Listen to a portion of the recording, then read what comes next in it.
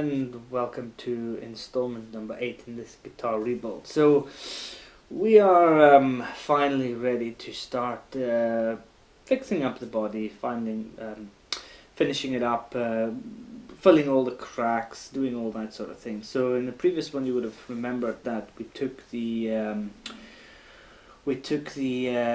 scratch plate, which was completely loaded with the humbuckers and the wiring, so that we can then make sure that the spaces fit, so it fits snugly in there. So all this additional material has been taken out. I've taken out just enough. I didn't use a router or anything. I actually used a combination of drills and scraping out, purely because I wanted to make sure that we leave as much as possible in there, so it doesn't look too tight in here, but that will now be tidied up before we go too far. So today's installment is all about what can we do to fill up little nicks and cracks and stuff. So there's a couple of things. We've got matches, we've got knifing putty, full surfaces, we've got wood glue, and we've got sawdust. So you can see where this is going. So actually, when I first looked at this, I thought that there were much bigger dings and nicks in this body. So the first thing, before we even start painting, before we start doing anything like that, the first thing I want to do is fill up some of these screw holes, because they are slightly misaligned and I want to get some flat surface back. So get them filled up, and then and then they can be re-drilled, because some of the hole will be about millimeters, some will be like 2 millimeters away from the original holes. It's just slight misalignment. Then there are a couple of dings here and here that are actually in the bodywork. They all need to be filled. There's some on the back, and then there was a big one where, let me just get here, this is where the strap kind of screws broke out. So I've completely filled this, and I'll show you what we filled this in. So some of these things have to be filled with something that strengthens and that's going to hold, and some of it just has to be filled to level it out. So there's two things we're going to use. Trick number 1: always keep all your sawdust. One of the things that we're going to do is make a nice little putty with the sawdust, and basically it's just a case of taking some very fine sawdust. Now this sawdust here that I've got is a bit of a mixture, and we're going to make a nice little paste with it. And the reason I want to do that is to show you how strong the stuff becomes.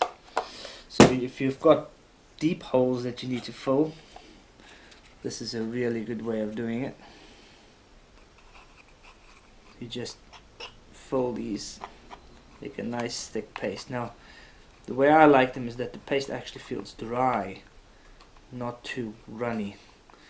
It seems to be stronger the drier it is. So that means, I suppose, you try it by touch, by feel. And then you have like some sort of application device that you can then use to fill the holes with. Now I'm just going to fill any old hole here, and it applies quite nicely. So this is mainly for kind of bigger style holes, and you can use it like paper mache or anything like that. But what I'm going to do with these holes is slightly different. I'm actually going to use matches. And these matches are going to be stuck all the way in there. So the first things first, we are going to put some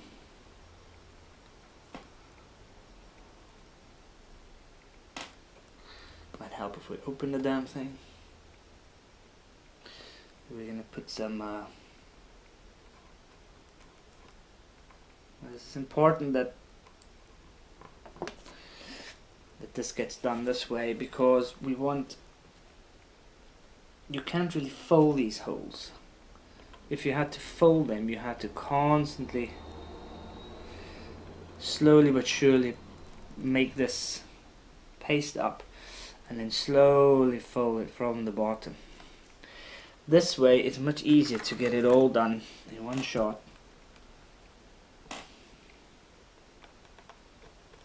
And what's nice about the holes is that these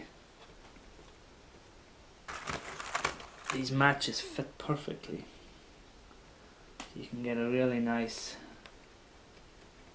full these holes. But make sure you keep digging in there so that there's no air between the sides of the matches.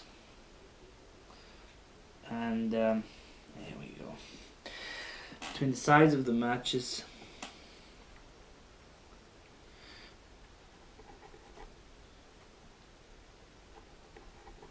And this, you want to get this as airtight as possible. So some of these holes that I filled yesterday already, they are actually okay. Some of these we just want to fill a little bit, so that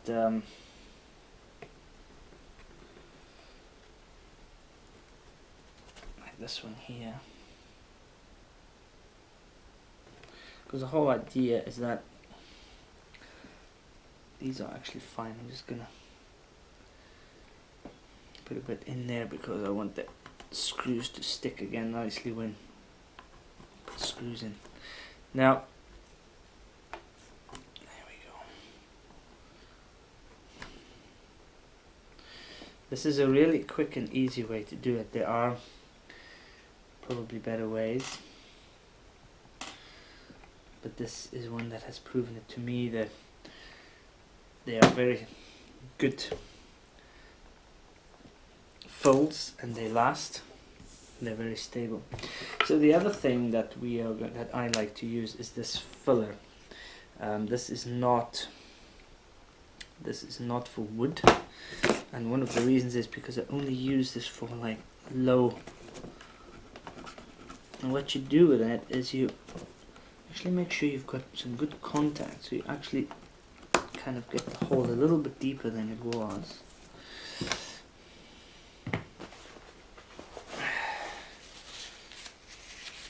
And then what is really nice about this stuff is that it sands really well. So once it's on, you can sand it down really well, and that's why I like using this. So you literally just dab it on, scrape it off, and then you've got a little bit of a raised area, and because the stuff sands very well, it's very easy to then sand it flush again. The other thing I like about it is it's kind of brittly, so the sanding is, you can really see exactly where you're going with it. However, if you spray it, if you spray too much, it kind of, the spray paint kind of dissolves it again, so you have to spray really slowly. You can't just chuck a whole lot of spray paint on it, but that's the truth anyway with spray paint. You've got to take it easy. So what I'm doing now is before I'm sanding this down, I'm filling all the holes first. That way I know that when I'm sanding I don't have to go back and fill stuff, which is exactly what I want. I can't be bothered filling stuff at the end of this. I want to fill it now, and then everything gets sanded down to the same level. There's a big nick right there. Now the reason I am scraping this is so that it has something to take on again. Because this stuff, like most stuff, if it's got too much of a flat surface or like a shiny surface, it struggles to take. And although the spray paint is going to hold everything down, I prefer this to take very well. Now another really important thing is make sure the stuff is dry before you sand it. Nice and dry.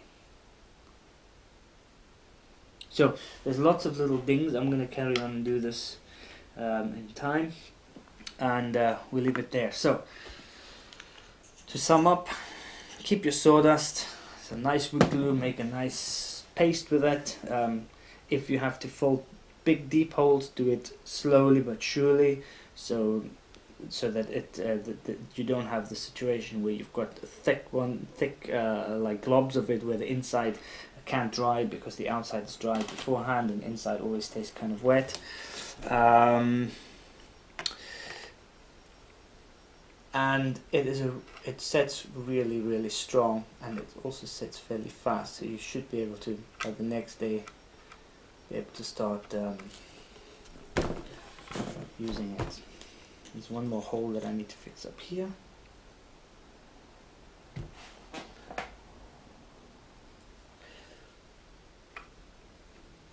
Now, one of the reasons I'm strengthening the front here is because that's obviously an area that is going to be handled quite often, and I don't want it in the future to be a weak point. Because this stuff sands so nicely, you can get this sanded down perfectly. This thing has got more dings than a rusty old car. Yeah.